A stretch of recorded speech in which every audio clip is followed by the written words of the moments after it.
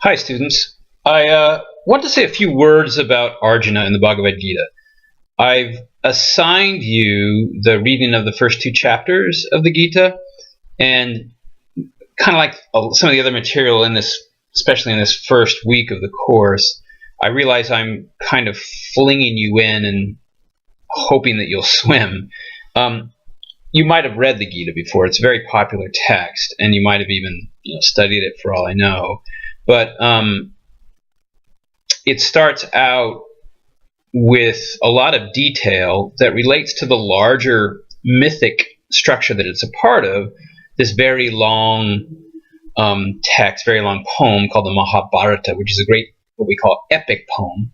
And it's a poem that very much reflects the character of the people of India and is a huge part of their heritage. The Gita is just one small section from that greater mythic cycle, one that was developed over many, many centuries, actually, through oral telling and retelling, subsequently elaborated into a form of about 100,000 verses, an immense poem with many, many details. The Bhagavad Gita has a clump of those verses, 18 specific chapters, actually, and it is philosophically oriented, which you'll notice if you've already read it, especially that second chapter. The first chapter is sort of storytelling, and I want to talk a little bit about the existential situation and the existential situation of Arjuna, the main character, and something about his character, because you can't really glean that from the text. And it would also be wise perhaps to do a little bit of research on your own about who Arjuna, A-R-J-U-N-A, is actually, but I'll say a few words here. So because popular culture is very popular and a lot of us share kind of modern cultural experience, I think I can be safe in referencing Game of Thrones, and you may or may not be watching that set of shows from HBO. But there's a character there in it, and I encourage you to do just a little research here too, because you'll see this type of person pretty fully dramatized, and that is, and the person I want to point to is Jon Snow, who's the son of Eddard Stark in the film, and he's very much a central character in the film, and so there's a lot of material on him there, a lot of opportunity to see who he is in that story cycle. And there are a lot of things about Jon Snow, and I'll be careful to detail them here, so if you haven't seen who he is, you'll know, that are very much like Arjuna. They're both the sons of kings. They're both the part of a band of brothers. They both rise to kingship in their respective spheres. They're both hugely impressive warriors, and they're both profoundly honest to the point where it shows that they're fearless. They're fearless of any danger. They're willing to speak the truth in any situation. So when looking at Yogananda, the reading from Yogananda, Paramahansa Yogananda, the autobiography of a yogi, you get a very clear picture of who he is, and you get a very clear picture of his life circumstance because he's telling it to you. And the same thing is true with Anna Forrest in Fierce Medicine. Not so true in Bhagavad Gita, because it isn't a book specifically about Arjuna's life, but his character does come through in those first two chapters, especially the second chapter, which is one of the longest chapters in the book. We see a very, very noble warrior who's, as I say, the brother of a set of royal brothers. Arjuna is not actually the king, though he is the leader of the Pandava, that the brothers are called the Pandava army. His brother Yudhishthira, his eldest brother, is the king.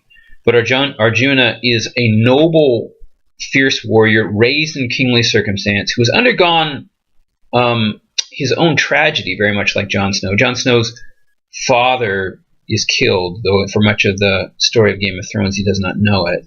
And he is a bastard. He is born out of wedlock, which is quite a curse in the pre-modern world. He's raised in a feudal system, of course, where kings are important. But he's islanded in this place called the Night's Watch. So he has this kind of tragic aspect to his life. And there's a tragic aspect to Arjuna's life, too, because his father was also killed killed by a curse from a sage because of some really unusual and colorful circumstances, which I won't get into here. And just like Jon Snow, he's also involved in a struggle for supremacy in the kingdom. Jon Snow is not so much in the first part of the series, but in the latest part of the series, he very much is. In Arjuna, in the story of Arjuna, in the Mahabharata, the great story of the land of India, he is also involved in a kingly struggle because his father, who is supposed to be the king, dies, and his other brother in that family, who is the uncle of Arjuna, Dhritarashtra, the blind king, passes the power of the regency, or it's assumed, by his sons, who are called the Kauravas. And they subsequently go to war with the 5 Pandava brothers. There are like 100 Kaurava brothers, and there's only 5 Pandava brothers, the noble Pandava brothers. Arjuna, another thing we need to know, and they're fighting in the Mahabharata. The Bhagavad Gita opens with a scene from the war they're about to engage in.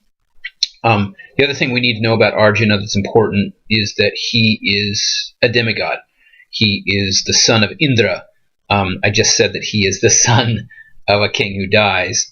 It's kind of an indirect thing, sort of like the story of Jesus Christ, who is ostensibly the son of a mortal Joseph, but we also know that it's a virgin birth, and that he's literally the son of God, the single God Yahweh in the Jewish tradition.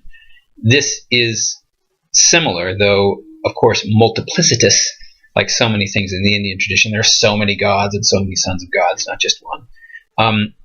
Arjuna is a warrior, and he is the son of a warrior god, Indra. What I didn't say about his father was that he was cursed from having sex with his wife. So he had to find some other way to have sons, and luckily his wife had this strange boon, this strange gift, this blessing, where she could call on the gods and have them impregnate her. And she did this sequentially 6 different times. The first time she did it in secret. The other 5 times she did it and produced the 5 Pandava brothers, sons of different respective gods. And for Arjuna, his father was Indra, who is the king of the gods, and he's a Vedic god from way, way back, 1,500 years before the Common Era, before the birth of Christ. And he's a warrior god. So, of course, Arjuna's particular skills, very much like Jon Snow in the Game of Thrones, is that he's an amazing warrior. So when we look at his existential situation, that's what we take into account. In some ways, he's very much like Anna Forrest, because she, too, is a fierce, fierce warrior personality. For Arjuna, of course, it's happening in a medieval setting, in a setting where warriors and kings were clearly defined, and warriors were actually fighting wars where death was the stakes. The kinds of stakes which form very clear character, because war tests you so dramatically. So that's the kind of figure we're dealing with Arjuna. And what we also see that he has a tender heart. His relationship to Krishna, who he is in conversation with in the first 2 chapters of the Gita, is one of profound pathos, sensitivity, and vulnerability, because he's confused over this dire situation he's in, where he has to fight his own family. The other thing I need to say before my time runs out here is that the story begins as a frame within a frame. Dhritarashtra is being told the story as his sage Sanjaya looks out with clairvoyance on the scene that is about to unfold on the battlefield of Kurukshetra. More later. I'm out of time. Blessings. Thank you for listening.